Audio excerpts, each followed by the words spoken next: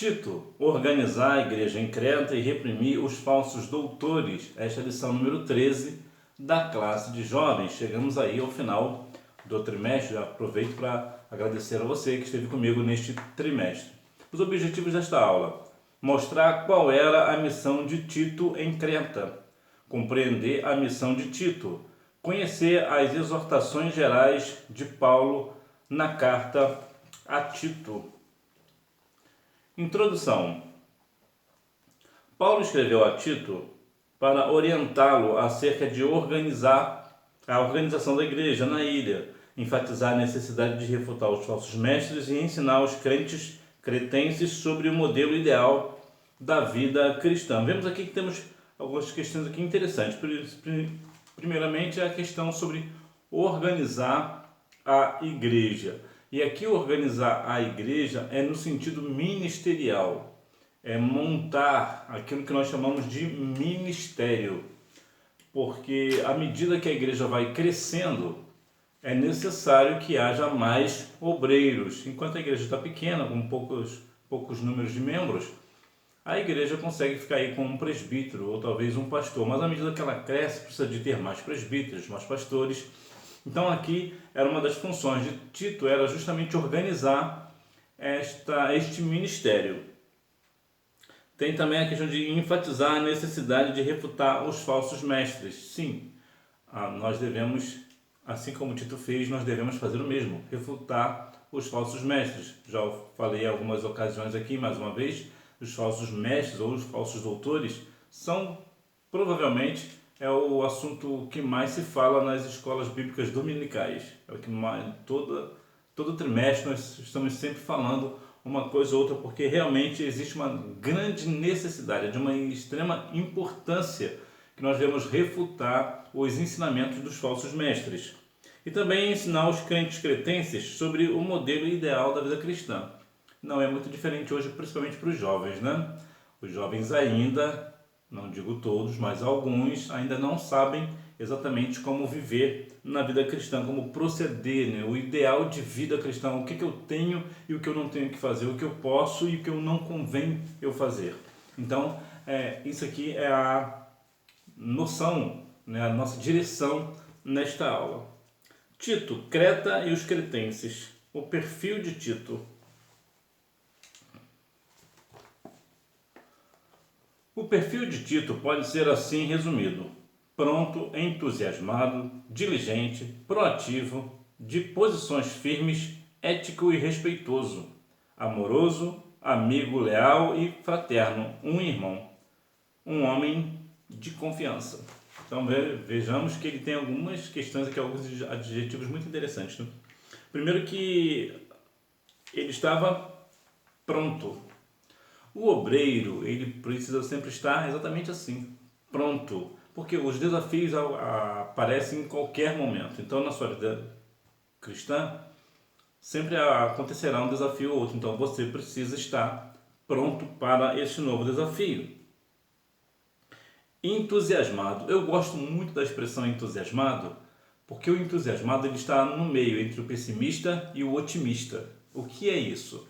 O otimista, quando as coisas vão bem, ele está otimista, mas quando as coisas vão mal, ele está pessimista. O entusiasmado não. Independente das circunstâncias, ele está sempre animado. Se as coisas estão dando bem, estão dando certo, ele está entusiasmado. Se as coisas estão dando errado, ele está entusiasmado também. Então, isso aqui é ideal para o obreiro. O obreiro não pode se deixar levar pelas situações da vida. Precisa sempre estar entusiasmado, né? Pronto para fazer a obra, com vigor, né?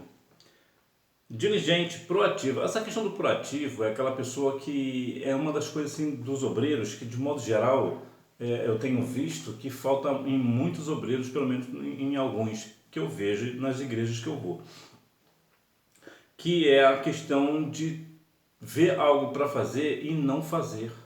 O proativo, quando ele vê algo para fazer, ele faz, não precisa de ninguém mandar. O pastor não precisa mandar ele fazer, porque ele já vê que está faltando alguma coisa ali, eu vou fazer. Vou dar um exemplo aqui simples. Por exemplo, o obreiro chega na igreja e não tem ninguém na porta. O que ele faz? Ele imediatamente vai para a porta para ficar na porta. Ele vai ser o porteiro, enquanto talvez tenha um porteiro escalado, mas enquanto aquele porteiro por alguma razão não chegou ainda, o que ele faz? Ele está pronto, né? Ele está proativo, né? Independente das circunstâncias, né? Eu não estou escalado para ficar na porta hoje, mas o amigo ainda não chegou, vou ficar na porta enquanto ele não chegar. E se porventura ele não vier, eu fico na porta. Isso é o que? É proativo. Não esperar ninguém mandar ele fazer. Ele vê lá que está em falta, ele vai lá e age. De posições firmes, o obreiro sim. E isso aqui não somente o obreiro, mas também a parte feminina da igreja. Também precisa ter posições firmes, precisa ser firme no propósito. Né? Em todas as posições, independente do assunto, a pessoa tem que ter firmeza. É claro que nem todo assunto nós dominamos. Isso aqui é um outro ponto. Mas o que eu digo, né, de posições firmes na questão do caráter cristão, na questão de saber o que tem que fazer. Não ficar passando a mão na cabeça nem de um nem de outro. Ter uma posição correta, uma posição firme. Ele era ético e respeitoso, que é também uma questão muito difícil, né? A pessoa que é ética, o obreiro que é ético, ele sabe o que fazer, ele sabe quando agir em determinada situação, o que fazer e principalmente o que não fazer naquela determinada situação. Porque que ele age com ética. E também a questão do respeito. O respeito, na verdade, é algo que, independente do cargo eclesiástico, independente do que é, nós devemos sempre ser respeitosos uns com os outros. Ele era amoroso. Amoroso é a principal qualidade de um cristão, né? Independente da circunstância, nós devemos ser amorosos. Amigo leal e fraterno, um irmão, um amigo leal. É difícil ter amigos leais, muito difícil nos dias atuais. Anteriormente, nós tínhamos facilidade de encontrar amigos verdadeiramente leais. Hoje é um pouco mais complexo, né? Hoje é mais difícil. Mas está aqui uma qualidade interessante, principalmente para o obreiro. O obreiro precisa ser sempre um amigo fiel, leal. Um homem de confiança. Já falei aqui em outra oportunidade que é algo difícil de encontrar hoje nos homens. É um homem de confiança. Ser confiança, ter confiança, um homem confiável. Vou deixar aqui um exemplo aqui bem prático.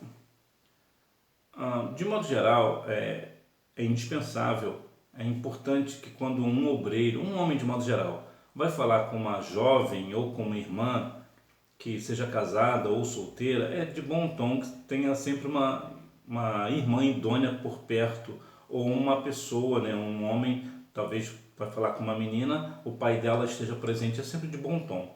Mas se porventura acontecer uma situação, independente das circunstâncias, que não esteja uma pessoa, esteja somente aquele homem e aquela menina ou aquela irmã, será que realmente a irmã, aquela jovem, vai ficar confortável de estar na presença daquele irmão? Será que ele realmente é confiável? É algo bem difícil de achar nos dias de hoje. A ilha de Creta. Localizada a sudeste da Grécia, Creta é a quarta maior ilha do mar Mediterrâneo. Tem uma área de aproximadamente 8.200 km².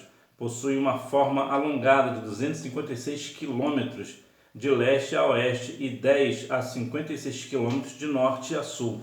No primeiro século possuía mais de 100 cidades, muitas delas com excelentes portos, com Porto de Fenice, citado em Atos 27:12, ou melhor, como o Porto de Fenice, citado em Atos 27:12. Falando em questão de portos, aeroportos, falando aqui somente na questão de portos, por exemplo, o porto é algo de uma importância gigantesca em qualquer país. Se uma cidade, no nosso caso o Brasil, por exemplo, tem o Porto de Santos, que é um porto importantíssimo, me parece um dos maiores do mundo, ou um dos mais movimentados do mundo, ele tem uma importância muito grande. E qual é a importância do porto? É a seguinte: quando se tem o porto, vou pegar aqui o Porto de Santos como exemplo, e vai escoar uma produção do agronegócio, por exemplo, quando tem uma infraestrutura para chegar naquele porto e daquele porto levar para todos os países do mundo, isso vai fazer o quê? Vai baratear a questão dos transportes e vai assim dar mais lucro para aquela cidade, movimentando assim a economia. Então é importante que isso, o porto, por exemplo, faz parte da infraestrutura de um país, né, de uma cidade, né? Então, aqui no Brasil, por exemplo, que temos litoral para tudo quanto é canto, temos portos para tudo quanto é canto, então é de uma grande importância isso, porque justamente vai fazer escoar a produção de uma forma mais barata, uma vez que indo de avião o custo é muito maior. De navio não, de navio o custo é muito mais barato, demora um pouco mais de tempo, é verdade. Só para a gente ter um norte aí, da China para o Brasil, mais ou menos, dá mais ou menos aí uns 45 dias de navio. Se for vir de avião, vem rápido, né? Vem em questão de horas. Então, só que para transportar algo num avião é extremamente caro. Então, ter um porto é de uma grande importância. Os cretenses. Um povo de péssima fama. A ilha era um lugar de confusão cultural e religiosa, violência, banditismo e imoralidade. Os cretenses eram mentirosos, preguiçosos e glutões. Parece que não vai terminar nunca nessa lista de defeitos do povo de Creta. Vamos lá, um povo de péssima fama. O povo, por exemplo, de Nínive tinha uma péssima fama também. Olha que ter péssima fama. Ter fama, de modo geral, deve ser algo bom, mas também tem um lado ruim, né? Por exemplo, uma pessoa que é muito famosa, por exemplo, um Cristiano Ronaldo, por exemplo, Neymar ou Messi, por exemplo, não pode ir para um shopping porque vai tumultuar tudo. Por quê? Porque é uma pessoa famosa, ou um artista, uma banda.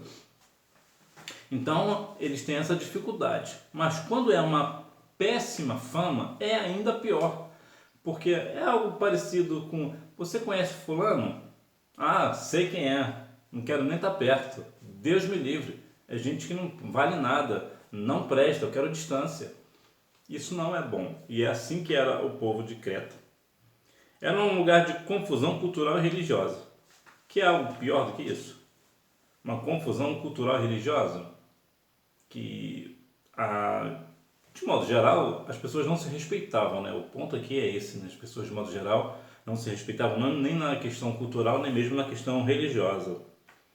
Violência, não precisa falar muita coisa, né? A violência já fala por si. Deus odeia a violência. E o povo de lá era extremamente violento. Banditismo, banditismo é um tipo de linguagem dos miliantes, né? Dos bandidos, né? Eles falavam parecidos com, vamos botar assim, uma gíria, no sentido pejorativo da palavra, né? Banditismo vem de uma questão de ter gíria ou até mesmo agir como bandido. Talvez, como já era uma cidade violenta, então o cenário está perfeito para um cenário de horrores.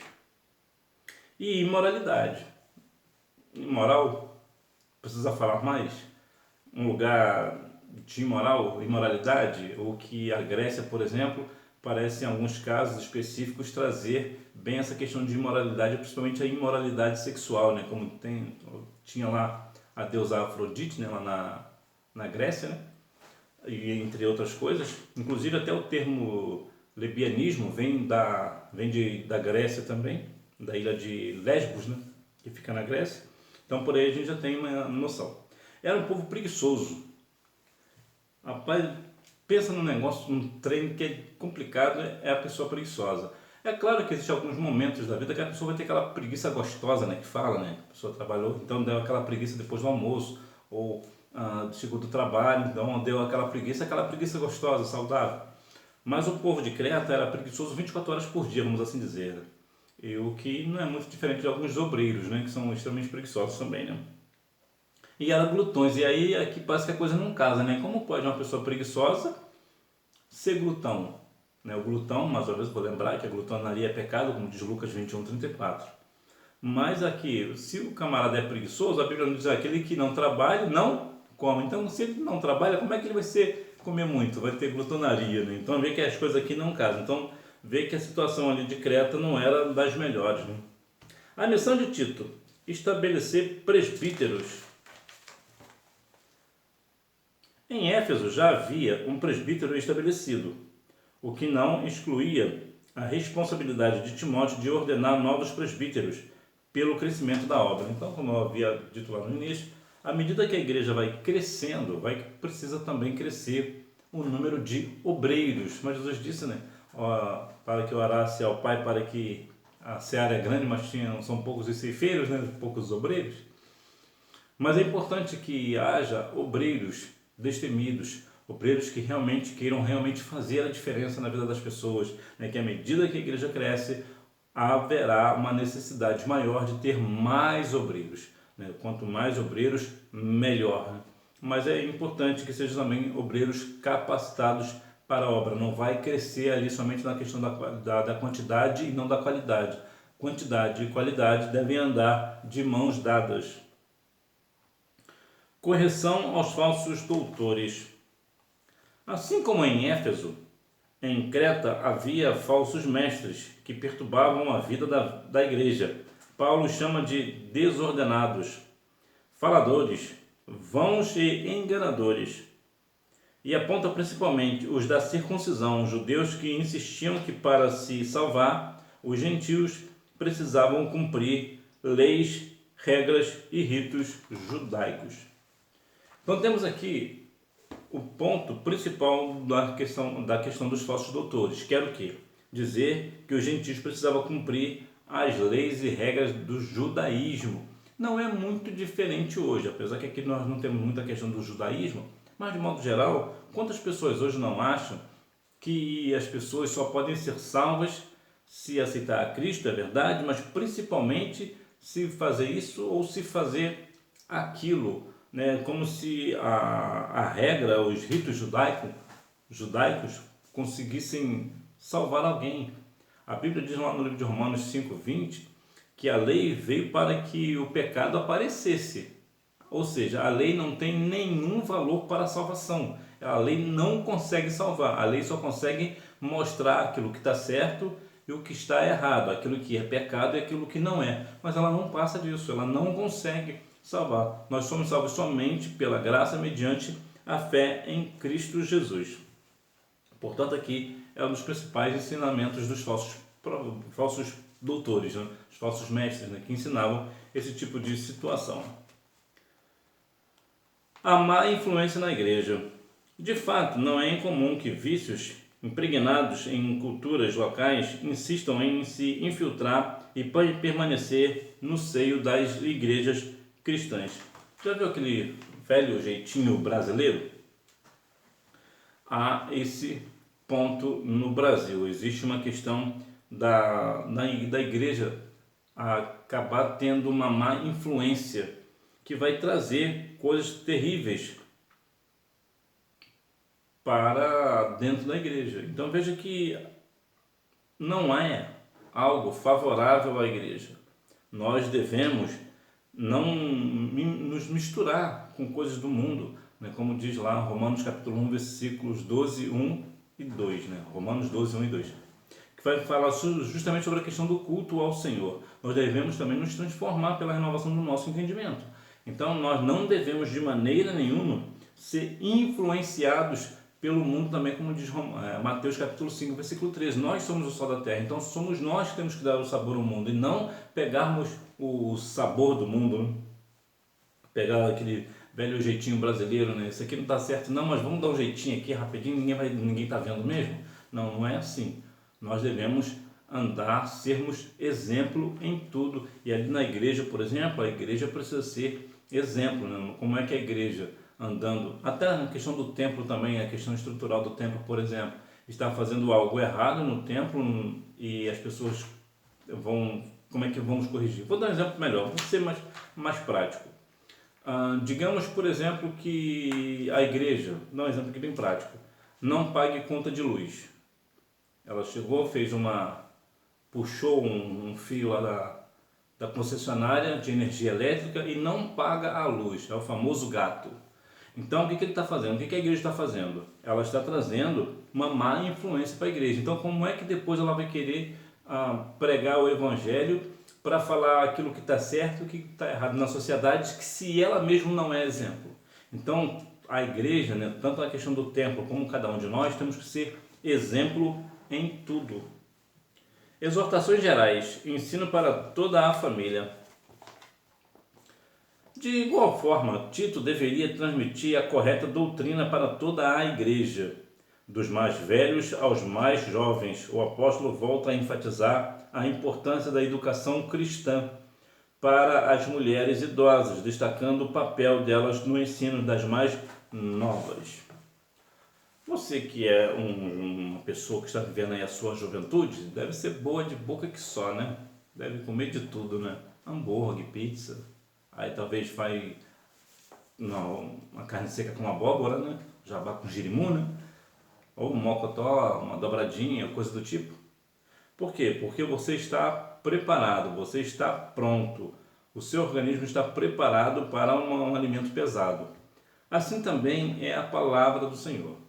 Independente da idade, se a pessoa é mais nova ou se é mais velha, ela precisa ter um alimento sólido. E eu vou trazer aqui uma questão do seguinte: é claro que nós não temos como falar para um novo convertido algo que nós podemos falar com um obreiro, por exemplo. Mas o jovem, ele precisa sim estar apto para ouvir toda a palavra, né? Nós devemos estar sempre prontos para aprender mais e mais da poderosa palavra. Até porque uma vez que o jovem não é mais criança, né? Uma jovem não é mais criança. Se está na casa do Senhor e a Bíblia é a nossa única regra de fé e prática, por que o jovem não pode aprender o que está na palavra? Tem coisas bem pesadas na palavra? Sim, tem coisas bem pesadas. Até no sentido também, até na questão sexual também tem coisas pesadas. Mas se está na Bíblia, então precisa ser ensinado aos jovens. Até porque para o jovem aprender da forma correta, né? E não da forma errada que o mundo ensina. Salvação para todos. Paulo também aborda na carta a Tito uma das doutrinas centrais da fé cristã, soteriologia, a doutrina da salvação. O nosso principal assunto é a salvação. Nós devemos falar por prioridade sobre a salvação. Não é sobre andar aparentemente assim ou assado, né? Mas nós devemos ser salvos na pessoa de Cristo. É claro que a vida cristã tem todo o conjunto da obra, né? Tem a forma de se vestir, a forma de andar, o que comer, o que não comer, porque sim, existe isso também. Vou te dar um exemplo sobre o comer. Se você tem muita essa dinâmica hoje de alguns alimentos que algumas pessoas não comem, né? Alguns cristãos não comem, porque acham que é errado. Se você uma pessoa dessa vem à sua casa, e vou dizer aqui da carne de porco, por exemplo, que é uma coisa que até hoje cria assim, uma certa polêmica, mas vamos supor, digamos que uma pessoa vai na sua casa almoçar, por exemplo, e você sabe que essa pessoa não come carne de porco porque ela acha que é pecado. Então o que você faz? Você não vai servir carne de porco para ela. Por quê? Porque senão você vai escandalizar ela. Ela vai ficar escandalizada. Então nem todo mundo está preparado para certas coisas. Então nós devemos ter o quê? Cuidado com essas coisas. Mas o nosso ponto principal é sempre a salvação. Nós devemos sempre pregar a salvação, né? A nossa salvação, porque é o mais importante, é o nosso presente mais valioso é a nossa salvação. Conclusão. Deus está nos instruindo a cada dia para que vivamos de acordo com a sua vontade, para a glória de seu nome, que, inspirados no exemplo de Timóteo e Tito, nos ofereçamos mais para servir a Deus. É muito provável que você seja uma pessoa obediente ao seu pai. Por quê? Porque é o teu pai que te instrui acerca da vontade dele. Assim também somos nós na casa do Senhor. É Deus quem nos instrui acerca do que temos ou não temos que fazer. Então nós temos que agradar a Deus. Nós obedecemos ao Senhor. E assim como Tito e Timóteo, nós devemos nos oferecer para a obra do Senhor, para fazermos a diferença na igreja e na sociedade. Hora da revisão. Número 1. Sim, Tito era grego e tinha uma personalidade um pouco diferente. Timóteo tinha uma certa timidez.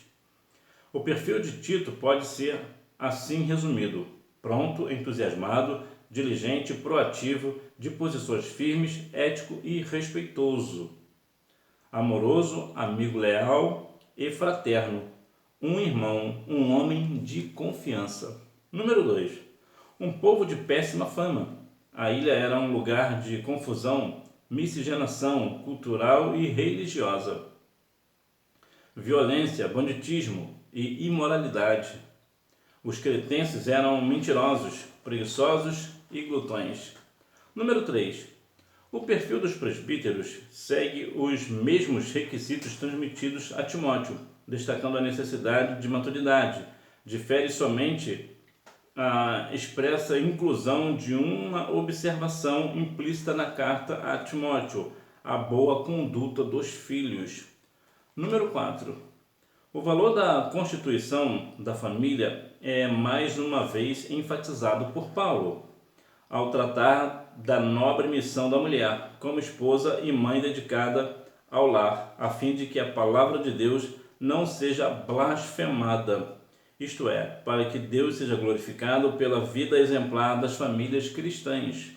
Número 5. Paulo se dirige aos jovens, aos quais destaca a moderação. Que Deus em Cristo continue abençoando a sua vida. E mais uma vez sou grato a Ti porque você estava comigo neste trimestre. Que Deus continue abençoando a sua vida e eu te aguardo no próximo trimestre. Eu vou deixar aqui a apresentação das lições bíblicas da CPD do 4º trimestre da classe de jovens para você já ir aí se acostumando com o tema que é o tema de fé. Que Deus em Cristo continue abençoando a sua vida e eu te vejo, ou melhor, você me vê no próximo trimestre, se Deus quiser. Tchau!